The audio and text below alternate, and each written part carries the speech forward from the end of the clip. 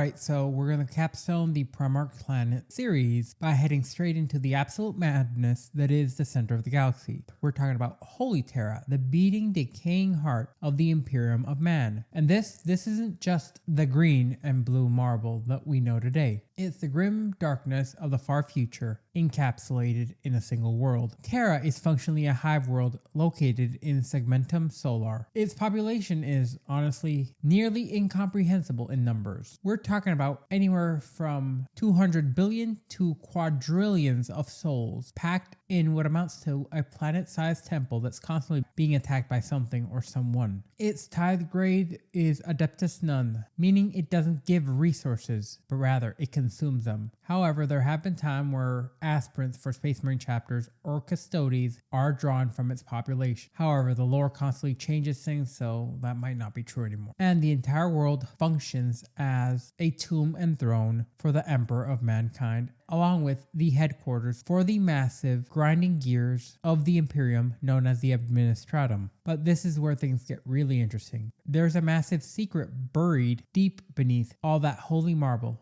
Most people think that all the Primarchs were scattered across the galaxy and found on distant alien worlds. But according to the lore, specifically in The Head of the Hydra, the first Primarch ever found wasn't Horus. It was actually Alpharius all along. And he wasn't just found on some frigid planet. He was actually found on Terra. Now, the official story might be a little bit dusty and wonky since things change so drastically day to day. So we'll have to walk through the clues and fragments of lore to understand why this is a Primarch planet of the Alpha Legion, ironically enough, being the one whose father was the first one found. First of all, we have to look at the Emperor's reaction when he finds this mysterious figure and says, "I thought I had lost you all. Now I find you here, after all this time, on my very doorstep." Now you could argue the word doorstep is a metaphor for a nearby moon or asteroid, but looking into the context of this conversation, it seems a little bit more literal. After all this time, that suggests that the other Primarchs, having been tossed into the warp to places like Chthoniya or Ultramar, that Alpharius might actually, instead of being sent to a place, since we know the warp isn't exactly aligning with reality on a one-to-one timescale, might have actually been looped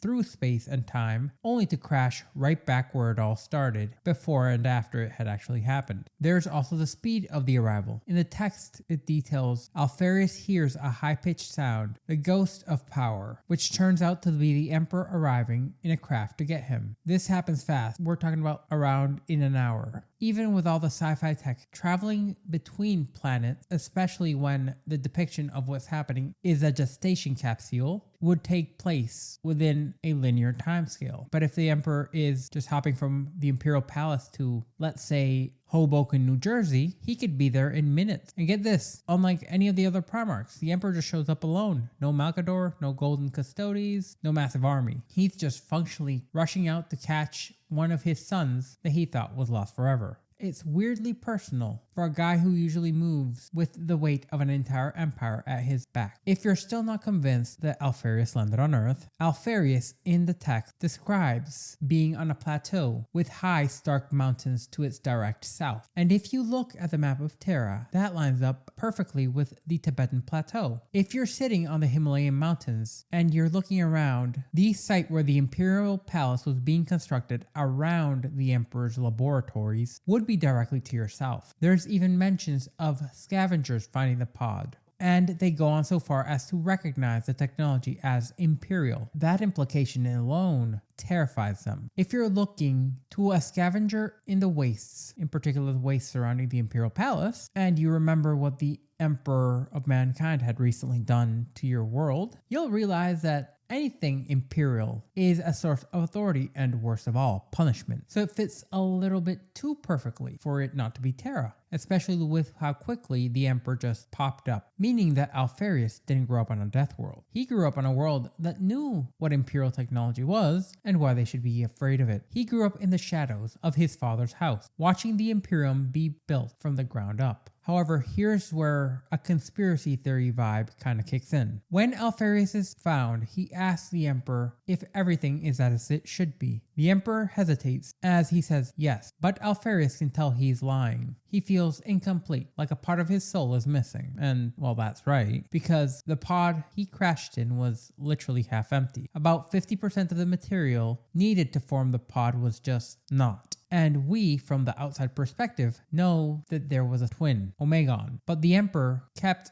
secrets close to the chest, meaning he might have actually known that Alpharius Omegon was Alpharius Omegon, not just Alpharius or Omegon. Ironically enough, it makes it seem like their role as an unknown was intentionally designed by the Emperor. And it gets even darker. As it turns out, the Alpha Legion has been at home much longer than anyone realized. Alpharius himself hints that there are entire companies of legions buried within cryostasis chambers deep beneath the Gobi Desert toxic waste. While the Great Crusade was happening out in the stars, there was a secret army tucked away, hidden under the sands of Terra, waiting for orders that might never come, or orders that were already given. And it makes you wonder if those and the ones who were supposed to be activated under the Imperial Palace are the only Alpha Legionaries that were hidden on Terra. But at that point, the rabbit hole is just one made of suppositions. The real question is, if we find any of them, could they be trusted? After all, this is the Alpha Legion we're talking about. And since it is the Alpha Legion, we also have to consider, could everything be a lie, or could it be the only truth left over in a galaxy full of shadows and beasts chasing their own tails? So with that in mind, I'm counting Terra as the Primarch planet of the Alpha Legion. Before the Gothic cathedrals and the Golden Throne, there was just Earth. But in the lore, this time where Earth was just old Earth is the Age of Terra, the time when the Emperor wasn't a godlike figure hidden in a palace, but rather a king walking amongst mortal men, or a great scientist making a legendary discovery, a saint slaying a dragon, what have you. At one point, he even had a war master, a fellow perpetual who was basically an immortal, just like the Big E himself. And they were fighting a secret war against a cult called the Conjugate. Think of them as the ultimate shadow organization. There's even a supposed incredible moment where they find a warp generating tower, and all being an absolute legend, defies the Emperor's orders, as one tends to do to be a legend, and destroys it because he knows some things are just too dangerous to be left in existence. This was one of the earliest moments where a perpetual, one of the Emperor's friends, opposes his vision for the galaxy. During this time, the world looked just like ours, but rather as if it were photographed through a cracked and dusty lens, maybe even all sepia colored, as if you were watching a movie set in old-timey Mexico. You even have these legendary cities like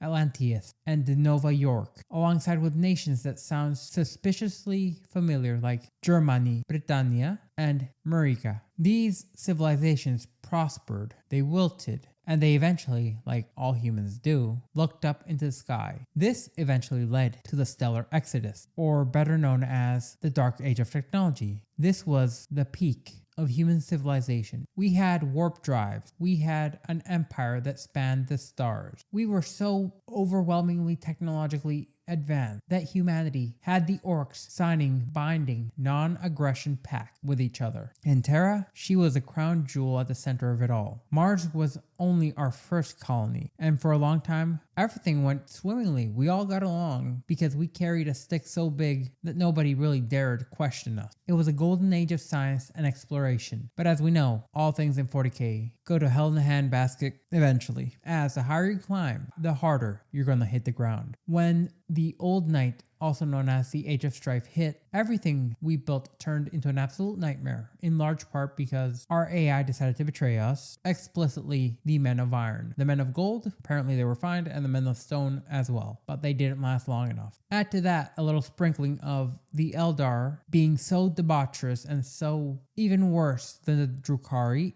at that time, that they created the Chaos God of Excess, all on their own. And this led to a moment where Terra didn't just fall, it shattered. The planet became a radiation-soaked wasteland ruled by techno-barbarians, mutants, warlords, and all manner of warp-spawned abomination. A world where the guy in charge of the next valley over isn't just a tyrant, but a hierophant who knows how to summon literal demons of pure chaos.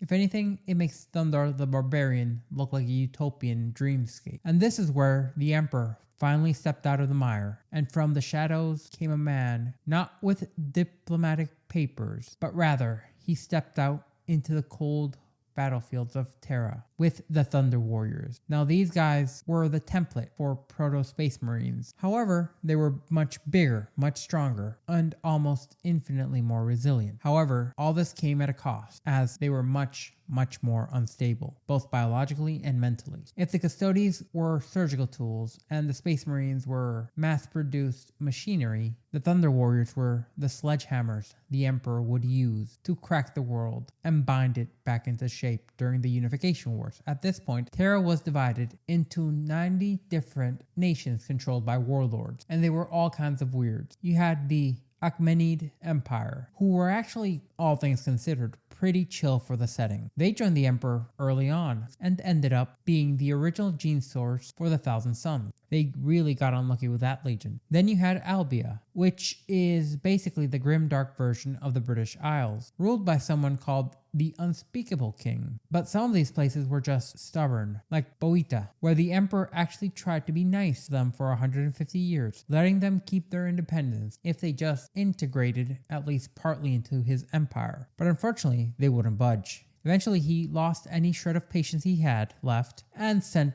his legions to fix the situation. But it's the general recurring theme. The Emperor offers a hand, basically saying it's his way or the highway. And if you don't take it, well, the highway includes a sword, some biochemical agents, enough explosives to level all of Scagnus in less than an hour. You get the point. Agree or die. That was the Emperor's bargain. The variety of these pre-imperial nations is honestly more fascinating than what Terra turned out to be in the long run. You had the Ethnarchy, which was run by a eugenicist oligarch system in the Caucasus. You had Ursh in Central Asia, which was probably the most metal of the bunch because they were actively dabbling in the occult, summoning monsters and things like that, and fusing them into people, much like the Dark Mechanicus would much later on. Down in South America, you had High Brasil, and in the Pacific, you had the Pan-Pacific Empire. In the Taiga, there were nomadic caterpillar cities and high-tech clans like the Terawatt clan, creatively named because you're combining a unit of measurement for electricity into a word, hiding in the Ural Mountains. Every single one of these cultures had their own history, their own tech, and their own gods. Unfortunately for them, the Emperor systematically dismantled and absorbed all of them into his empire. By the time the dust was settled, they were all gone, replaced by a single unified Imperial Terra. But you have to wonder, what was lost in those wastes? When the Emperor's Skylance dropship were burning down hive cities of Selonia and Ind, he wasn't just conquering land, he was erasing the last remnants of old Earth in order to make room for his great work. Ironically, it's a tragedy that was needed to realistically save Earth, since you had some of its regents attempting to sell all their resources to anyone who would purchase it. And at one point, someone attempted to sell the last drops of water on Terra, and they largely succeeded. But that's how we got our planet back. We just had to lose our world and the identity of what was. Which makes you realize that the Holy Terra we see in the 41st millennium isn't just a temple. It's a literal graveyard for every culture and every identity that dared ever say no to the master of mankind. But now it's time to talk about the actual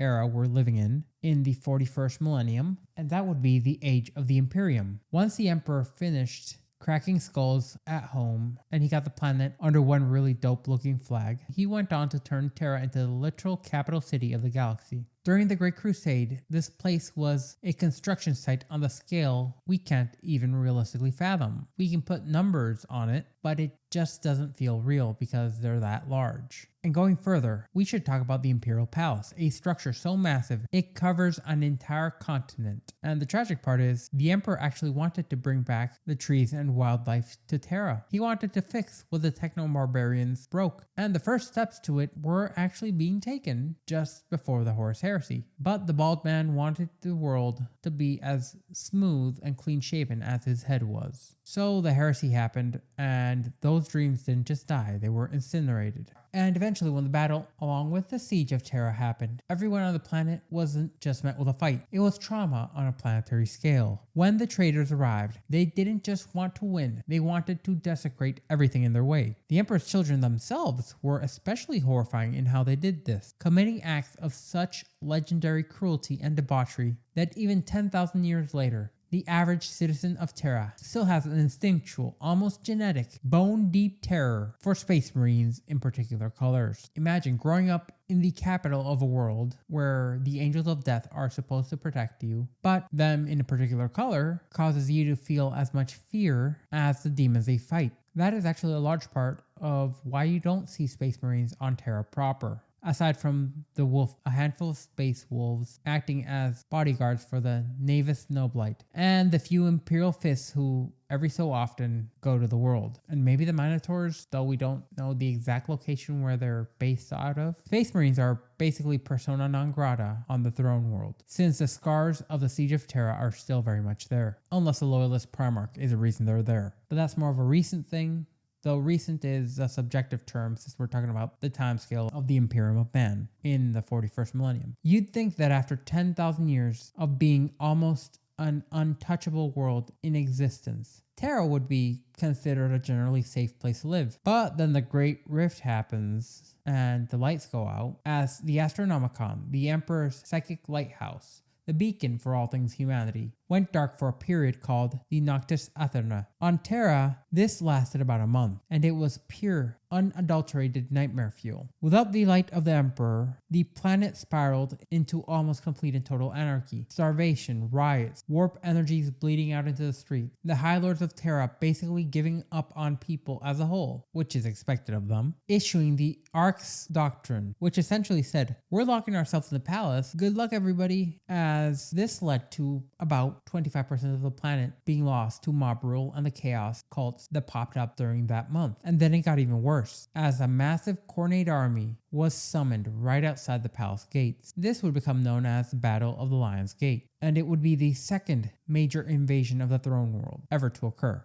And if it weren't for the rather ineffectual Custodes and the legendary Sisters of Silence, along with the return of a literal, formerly believed to be mostly dead Primarch, Rabut Guilliman, alongside a cadre of Grey Knights popping up, the heart of the Imperium would have stopped beating right there. After they pushed back the demons, Guilliman didn't just sit around twiddling his thumbs. He launched what some refer to as the Primarch's Scourge, a massive purge of imperial bureaucracy in order to rule out all the cults and the xenophiles that had infested the government while the lights were out. And it was a bloody messy show for which the cleanup actually took months to finish. And now with that cleared up, he headed out into a great crusade of his own, the Indominus Crusade. Now you have to understand why the planet almost falling is hard to fathom. To do so, you have to wrap your head around the overwhelming amount of military hardware which is sitting on this one formerly blue marble in the cold, dark emptiness of space. For 10,000 years, the idea of attacking Terra was considered a joke because its defenses are, well, let's just list them. You have Battlefleet Solar, a massive array of starforts and fleet that could probably delete a small galaxy on their own. You have the Phalanx, a giant base fortress manned by the Imperial Fists, which also has a cadre of Cadians on them. On the ground, you've got the legendary Lucifer Blacks, the most elite of the Astra Militarum, alongside with the Palatine Sentinels and more Adeptus Sororitas than you can shake a stick at. Then come in the real heavy hitters, the Adeptus Custodes, alongside the better half of the Emperor's Talons, the Sisters of Silence, and the Legio Ingentium, Titan Legions, which include the literal most powerful Titans the Imperium has ever churned out, who were so dangerous that under the decree of the Emperor, they were only to ever answer directly to his desires. So basically, we're talking about a world that was just one giant gun. You also have agents of the Inquisition lurking in every shadow, which do include sanctioned and heavily trained psychers. You have House Hierarchus, knights who are ready to walk at a moment's notice, and even one of the largest contingents of the Officio Assassinorum, waiting to move in on any target at a moment's notice. Yet despite all that, the fleets, the titans, the god tier warriors, the planet almost fell to darkness inside its very own walls. It makes you realize that a conventional assault by a force such as Abaddon's would be significantly less effective than someone like Magnus, being sneaky and coating the world in the shadow of the warp. Now we've reached a point in time where we should actually look at what Terra physically is right now, because honestly, it's one of the most claustrophobic and terrifying environments in all of science fiction. Holy Terra is the ultimate hive world. We're talking about a planet where the soil is so utterly barren and the atmosphere is such a thick fog of industrial poison that you could probably cut the air with a knife. And the oceans, what once made Earth a blue marble, well, they're gone. Most of them boiled away a long time ago, and what little was left was sold by Ra and Demion's mother eons ago. At one point, the Emperor had actually tried to build an artificial environment and restore the beauty to Earth after the Unification Wars. But that didn't last long due to the Horus Heresy, and what little remains of his project are a drop in the bucket compared to the labyrinthian, continent-spanning buildings that cover almost every square inch of the surface of the world. In fact, pretty much every mountain range on Earth has been leveled and paved over. The only ones that are left are the Himalayas, and they only survive because the Astronomican, the massive psychic lighthouse that humanity built, and the Emperor's palace are all in this area, alongside his secret laboratories, since the Emperor really needed his own, explicitly ultimate secret base under the mountains, but expanded to a planetary scale. Now, the scale of the population on this world is a literal nightmare. People live in urban assertions, which is just a fancy way of saying building new cities on top of old cities, on top of older cities for 10,000 years. And if you go deep enough into the catacombs, you'll find the remains of ancient cultures that are completely different from anything under the surface. And the economy? Now that's where it starts to get a little bit more absurd. A single square inch of land on Terra can cost more than an entire palace on any other world, unless you're the top 0.0000001% of the elite. Your only hope for your progeny is that they get a job as a menial, also known as the lowest levels of pencil pushers in the Adeptus Terra. Most people there just exist in a state of holy squalor. However, there's plenty of people who choose to live here because of the general safety of having most of the factions of your species willing to throw everything at the world to protect it. Now let's talk about the Imperial Palace proper. Calling it a palace is honestly hilarious, since it covers the majority of the northern hemisphere of this area. It's not a building in the traditional sense, it's a continent-sized hive city, so big it takes about 10 billion people just to handle the administrative paperwork for running the palace itself. Not the surrounding territories, not the hidden bases or laboratories, but the palace proper. Just to manage running it, not efficiently even, requires a population larger than that of current Earth. However, for better management, the palace has been divided into what is known as both the inner and the outer palace. And it's basically a large, endless maze of forbidden technology, subterranean vaults, and high security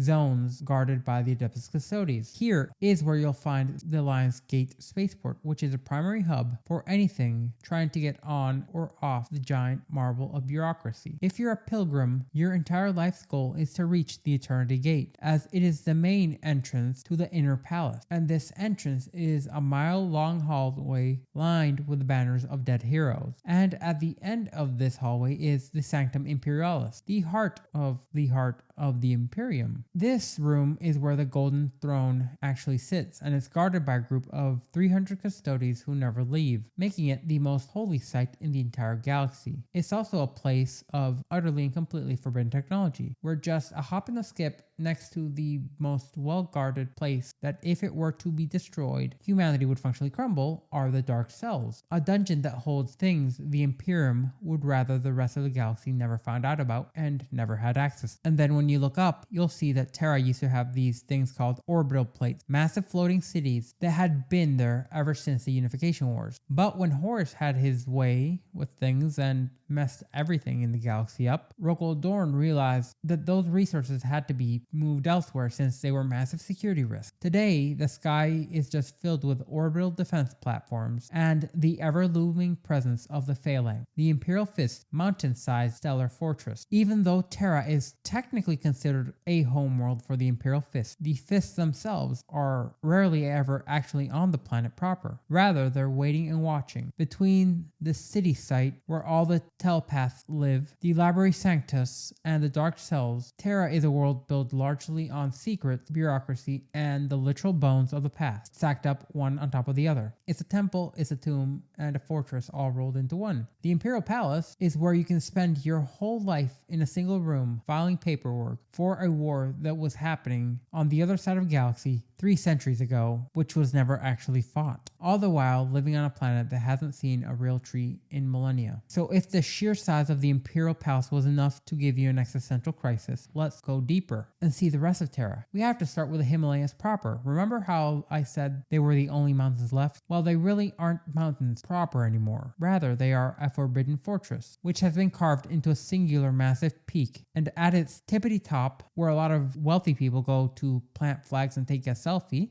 in our modern age, the Imperium has the Chamber of the Astronomican. This is a psychic lighthouse that makes all interstellar travel for the Imperium possible when not guided by the Sanguinor. And what makes it even more unsettling is there is the Trench of the Astronomicon, a seemingly bottomless, heavily armored, void-shielded chasm lined with mechanical machinery that connects the Astronomicon directly to the Golden Throne. It's an endless, humming abyss of forbidden technology that everyone on Terra knows to stay far, far away from. Now, if you head to the southern hemisphere, things become even more extreme. Sprawling across the entirety of Terra's southern continent is the Ecclesiarchal Palace, the headquarters for the Imperial Faith, and the home for the core of the Sisters of Battle. It's basically a continent-sized church, but hidden away beneath the South Pole's cap, right under the noses of all the holy architecture, is the Fortress of the Inquisition, and it's the ultimate black site, buried deep, deep underground, heavily warded and packed with psyker-dampening null field. The only people allowed to go in there are inquisitors and their prisoners, who are to never ever come out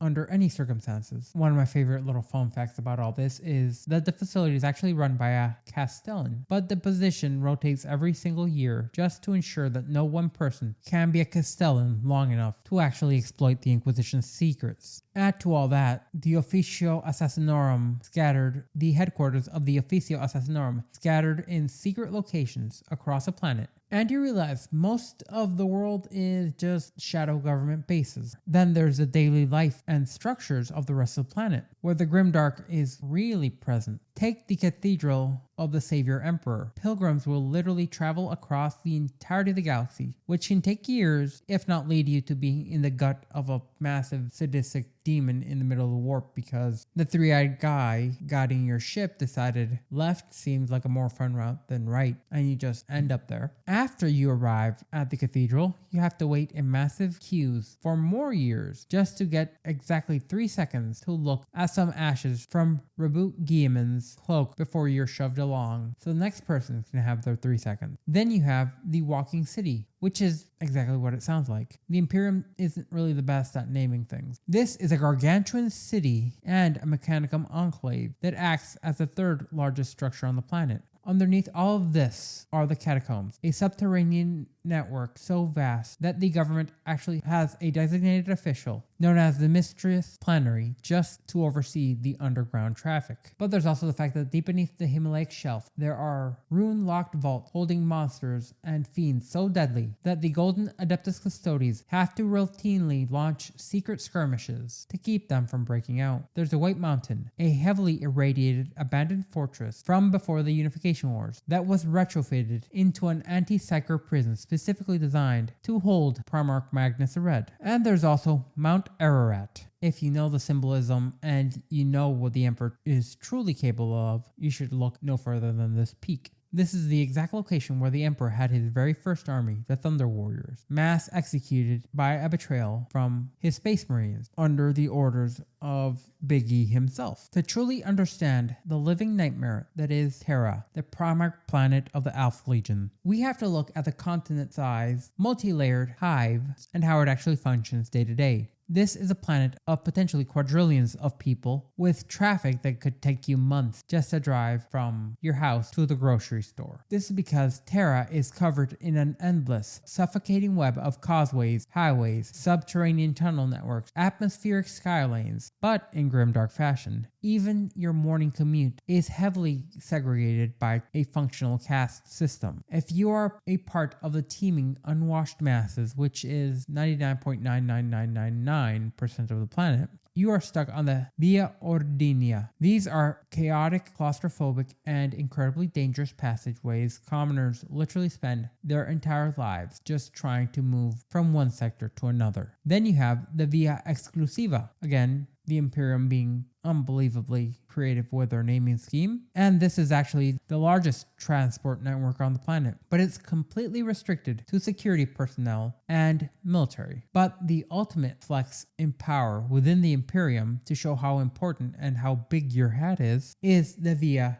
Prohibida. These are pristine, perfectly maintained highways and skylanes that are completely kept clear at all times, and they sit entirely empty, cutting through the most densely overpopulated slums in human history, as they're strictly reserved for the highest echelons of the Adeptus Terra, the High Lords, and the Inquisition, alongside loyalist Primarchs whenever they decide to pop up randomly. You could have 1 billion people starving and dying because they've been stuck in gridlock for the past 3 months. And nary a few feet above them is an empty, silent road waiting just in case a member of the Inquisition or one of around 8 people need to get to the grocery store. And speaking of starving, we have to talk about the economy of the world, which operates with a terrifyingly simple maxim. Terra consumes everything and makes nothing. This is because the world is completely devoid of anything that would make it self-sufficient. There are no farms, no natural resources, no rare earth production, and they export absolutely nothing outside of endless bureaucracy, as the entire planet survives solely on the imperial tithes. Every single day, thousands upon thousands of massive void ships have to arrive and dump an ungodly amount of food, water, and raw materials onto the surface of this world. If those ships are delayed by even a week, Terra wouldn't just starve, it would be plunged into a cannibalistic anarchy that would make the Age of Strife look like a picnic. However, the wealth here is incomprehensible, but it sits right next to the most extreme poverty imaginable. During the Great Crusade, the Emperor tried to make the world beautiful again, balance things out, restoring the grandeur of old Earth. But in the 41st millennium, all that splendor is gone. The gold is tarnished, the marble is cracking, and the planet is just slowly decaying under the weight of its own existence, to the point it makes Baal look like a paradise planet. So with that, we have the architectural and biological catastrophe known as Holy Terra, the Primarch planet of the Alpha Legions, if only technically. It's a planet-sized graveyard of dreams and a literal evolutionary dead end for billions, if not quadrillions of people. And honestly, it's absolutely beautiful in a terrifying way. If you guys enjoyed this deep dive into the planets of the Primarch, make sure to hit that like button and subscribe so you don't miss out when I give you another little glimpse into a horrifying corner of the grim darkness of the far future. And definitely let me know what you want to see in the comments down below. And as always, I hope to see you in the next one.